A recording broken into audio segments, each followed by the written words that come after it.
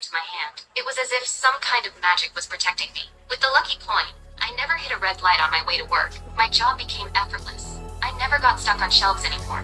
One light kick and the products would line themselves up neatly. I didn't even have to wait in line to use the restroom. Then one day, I accidentally dropped the coin into a toilet. Because it was an automatic flush toilet, I had to stand on the edge and lean in to reach it. Just as I was about to grab the floating coin, a drop of sweat slid off my forehead and knocked it away. In that instant, Hi po. Aim your man. all my luck disappeared. At that moment, a black cat suddenly appeared beside me. I told it that I had lost the coin. After hearing the story, the cat became furious and started speaking in a human voice. I was completely stunned. You did what? You pushed my penny down the toilet! What did you do that for? You just talked. Rasta. Then I noticed that the symbol on its collar was exactly the same as the design on the coin. That's when I finally realized the lucky Hi po. Ano to? Mitch. coin had belonged to the black cat all along. I immediately asked it for another one, but the cat turned and ran. I chased after it with everything I had, but I was constantly blocked by one mishap after another, while the cat seemed to be surrounded by luck everywhere it went, moving effortlessly through the human world. That convinced me my luck had something to do with the cat. Eventually, I found it in an alley. The moment it tapped on a keyboard, a crack suddenly opened in the ground. Then the cat jumped straight into it. I slowly walked closer and stared into the bottomless hole. Determined to learn the truth, I jumped in without hesitation. To my surprise, hidden below was an ancient city that had managed the world's luck for thousands of years. Countless green luck crystals were being drawn into an energy pool, where they mixed with purple misfortune energy before being sent across the world through luck lines. The black cat's job was to maintain those luck lines on Getty ko, hello. the surface. During its trip to the human world, the lucky coin it carried had accidentally been lost and ended up in my hands. I told the cat that I could help it get through security inspections by replacing the coin with a button. But once everything was over, it had to give me a lucky coin. We quickly reached an agreement and successfully infiltrated the facility. The black cat then sought help from its friend Locke, knowing the consequences of losing a lucky coin. Locke risked Jelly everything to Bat steal a Loop. rabbit-shaped reconnaissance drone. Meanwhile, the black cat sneaked into the central control room and used the drone to search the surface for the missing coin. Suddenly, I realized the entire search operation was being broadcast on a giant screen, and some of the cat's coworkers had already noticed it. Seeing this, I immediately rushed in and used my singing to distract them.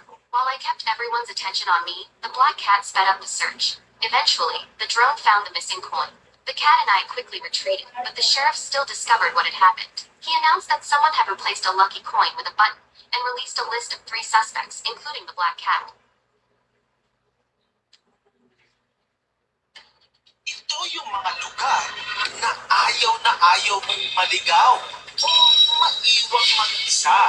Una, Point Nemo. Ito ang pinaka-isolated point sa buong planet Earth. Sa sobrang isolated at layo nito, kapag nandito ka, mas malapit ka pa sa mga astronaut sa space station kaysa sa tao na nasa kabilang baybay. Alam mo bakit? 2,600 kilometers kasi ang layo nito mula sa nearest land. At ang mas creepy pa, ginagamit ang surrounding area nito as spacecraft cemetery. Ibig sabihin, dito pinapagsak at tinatapon ang mga retired spacecraft dahil nga walang tao sa paligid nito. Kaya kung masiraan ka ng bangka dito, huwag mong maasahan na darating agad ang rescue. Most likely kasi ilang linggo ang hihintayin mo.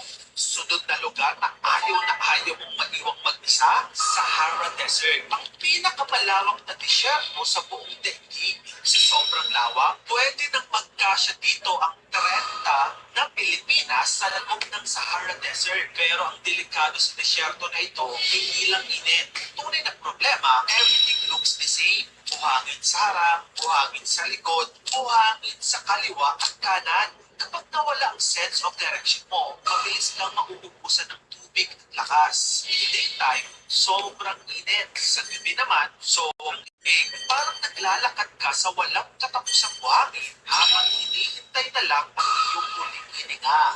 Next, andyan din ang Amazon Rainforest. Sabi nga ng iba, kahit gaano ka pakalakas o katalino, Hello, pumasok sa Erish. Amazon, walang kasama. Sigurado, hindi ka Hi, Erish. na makakalabas ng buhay. Ang Hi, ganda. Eme mo.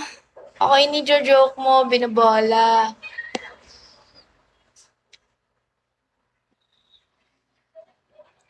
Ako ba iyong binabola?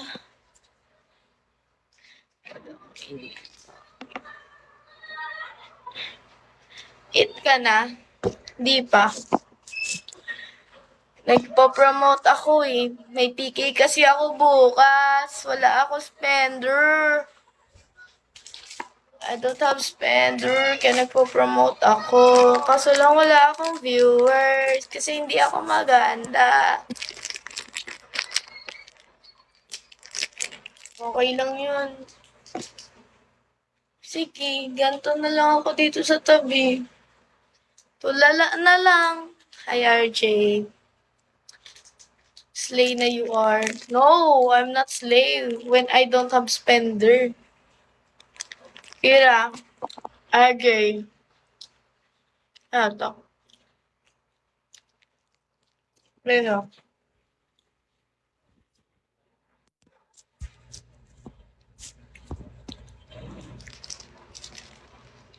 Sino RJ? Sino ka?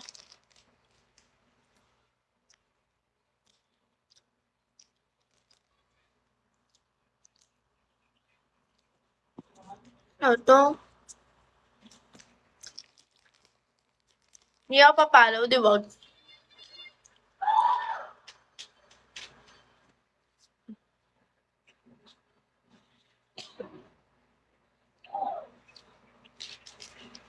Wrong time pa ngayon, no? Nakaba na, malakas kalaban ko bukas. Ako pa magpa-follow sa'yo, ganon. Follow ko kaya. O di niya ako pinalo, baka magsuntukan na lang tayo.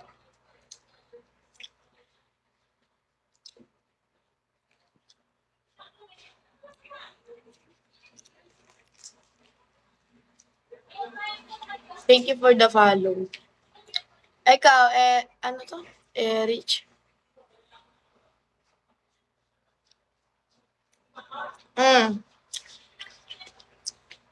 Malungkot nun pag nasiro ako.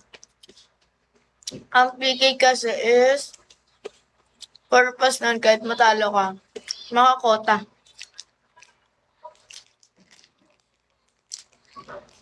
Di pa ako kota eh.